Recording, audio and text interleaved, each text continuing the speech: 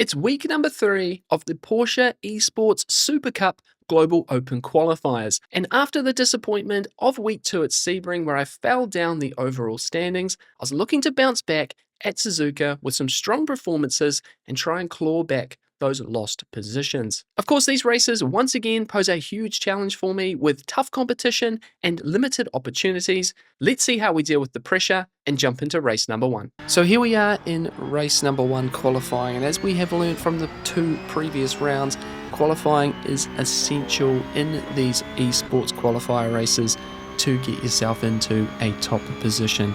Now our first flying lap we set a 2:01.547, briefly taking the pole position at this time, but a significant improvement is going to be required to get near the top of this race from door card number 16. Always some speedy drivers in these races. As we come through the S-curves here, through turn 5 and 6, lots of very light braking here just to get the car rotated, being gentle on the front tyres, 43-degree track temperatures, pretty warm, and the tyre wear for these 30-minute races will absolutely be a concern. Up into the hairpin on this particular lap, and this was the corner that I probably struggled the most with. Very easy to either outbrake yourself or brake too early and not be able to receive the rotation on the car. On this particular lap, a big slide on corner exit does take a bit of our momentum away. Now up to spoon curve, turns 13 and 14. Again, just momentum through this corner and then trying to get on the power as early as possible, and unfortunately we do pick up an off track just too early on the power on this second flying lap, and there's unfortunately going to be a setback now for our qualifying session. Through 130 yards we head up towards the final chicane here, and we will finish this lap to see exactly where things fall in place. Matteo there with a 2-minute 0.8, a friend of the channel, he's going to take the pole position, and we would have set a 2:01.435, which that 10th always does matter. It would have put us up into 9th position. So back here in 12th, what can we do here for the race? Waiting for the green light and we are underway. Not the best start from me unfortunately, but we are on the right hand side of the circuit, so we can have the more safer run down into turn number 1 where everyone is trying to get to here. Nice and cautious into the first turn, lots of us here being nice and gentle. A little flash of the car trying to go down the inside there at turn 2 behind. We have to give a bit of space just in case he carries on with that. So side by side still though. The car on the left as we come through turn number 4, and as we come up to turn number 5 we're going to get an almighty hit there on the left hand side of the car out into the gravel, and then worst case scenario, no drive in the car. The damage has been too much here and we are out of this race already. Of course, we need to head back to the replay to see exactly what has unfolded here. Off the start line, as you can see, not the best start from me as we head down to turn number 1. And then while everyone's cautious in front, car number 5 tries to poke the nose in at turn number 2. We have to give a little bit of space there just in case he carries on with that. And unfortunately, that's going to set the scene for what happens up here at turn number 5. Car 5 tries to make it 3 wide with the other car 12 on the left hand side, but he carries so much speed into that move that he's unable to slow the car, and to be honest, this is not a high IQ move at all on lap number 1. It's too opportunistic, it's too aggressive for these opening laps. Yes, there is a gap there, but it is not a gap that he can safely drive into. Worst case scenario is what has happened. Best case scenario, I'm still ushered wide at turn number 5. So it's just a very poor move, very poor decision here by car number 5, and the results as worst case scenario for me here. And unfortunately, we have to put it behind us immediately because we need to be all focused on our final chance at Suzuka for week 3, race number 2. So after taking the afternoon to reset, and I will admit that was not easy, we were ready to come back and do battle for the final time slot on Saturday in this week 3 of eSport qualifier races. This also was my 150th race start in iRacing sports car, so a bit of a milestone as well, and certainly happy to be doing it at this sort of level. And I say this sort of level because we find ourselves for the first time in these qualifying rounds in split number 2, 4,300 strength of field, and I'm right at the bottom of it, door car 29 of 30 entries. So I knew once again qualifying was going to need to be perfect. We were a little bit hesitant on lap number 1, a 201.8, and our 3/10ths that we got through the first sector, giving away a little bit here through the Degler curve, being a little bit too cautious as we now head up to the hairpin, probably losing about a 10th through that sector of the circuit. Hairpin now, and we're going to come through the hairpin nicely enough, not a big advantage through there, but just eking out a little bit of time and not losing time, which is always so easy to do at turn number 11. And then into spoon curve, this is where it all went wrong for me last time. Nice entry there, probably right on the limit of ABS use, and we're going to be a tiny bit more cautious coming out of spoon with the colder tyres, and we give away a little bit of time here as well. Could use a bit more of that track, but we didn't want to invalidate, particularly with that 201.8 in the first lap, which I didn't think was going to be near good enough for a decent time. Through 130R, missing that curve a little bit on the inside, just on the limit on that exit curb, down to the chicane now, and we're going to go nicely through this first sector and out the other side here, gaining a little bit of time, but a poor exit of this time around. And again, we're going to lose probably another 10th, just over a 10th, as we head to the line. The 201.5, and you guessed it, those couple of tenths would have put us into the top 10 once again, starting out of P12 for this one. Of course, it was all still to play for here. More strength of field meant more championship points were on the line, and we were praying that this would just go our way this time. Now waiting for the green lights, as we are going to get a better jump away in this one. Car 11 there gets the poor start on the left-hand side in front. He's able to slot into the right-hand side. We have a think about a run here to turn number 1, but think better off it, particularly with car 1 on the outside there. Just trying to hold this inside line. Car 11 gets a bit of a wobble, heads off to the left-hand side, so we'll be side by side with car 11 through turn 2, but we're unable to hold on to that one. He pulls off to the racing line. We have to check up a little bit, and that's going to allow car 18 now up the inside at turn number 5. We've got him further than we did last time, thankfully, side by side with car 18. We want to slot in behind here into the Dunlop curve, and then there's a bit of a touch behind as another car doesn't quite judge this racing situation, I don't think, too well, and he turns himself over to the outfield. Just seeing the replay there, just taking too much speed into that corner with the racing situation in front. He's able to get it straightened and keep on heading into lap 1. Now up to spoon curve now. We've been all eyes forward here on car 18 on this opening lap, but one eye on the rear mirror as car 14, which was car 5 in the previous race, now behind me once again. Thankfully, as we exit spoon, he gets a big slide and ends up being passed by car 17. Happy to have a car buffer between me and that driver in this race. Plenty of anxiety seeing him in the mirror on lap number 1. But we're safely through lap number 1, down towards the start finish line, holding on to our 12th position in this race. Eyes forward, safely through a racing lap for the first time in 2 Porsche Cup qualifying races, and now we can get on with the rest of our race. It surely, though, was not going to be a simple 27 minutes left of this one, though, with the 4,000 I-rated drivers around me and the aggression we've been seeing in these Porsche Cup races. I was really going to have to put my best foot forward on this one. Now on lap number 2, we are going to have a moment up in front, a spinner 2 cars in front, and a bit of a split-second decision to bail out to the outside of the circuit. There's absolute carnage that I see in the rear vision mirror, but I've got to be eyes forward here to safely rejoin the track, trying to do it in the easiest spot, giving away some time to do that as safe as possible.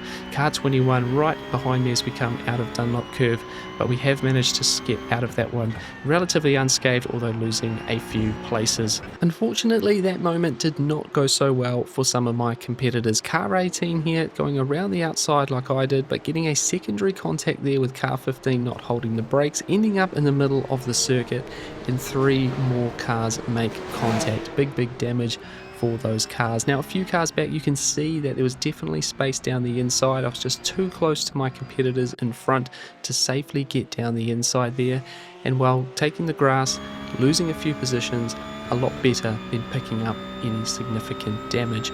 Through 130R on this lap, and we're going to pick up one spot as the car in front spins wide at that turn. So we are P15 at the end of lap number 2, 3 positions down from where we were at the start of that lap.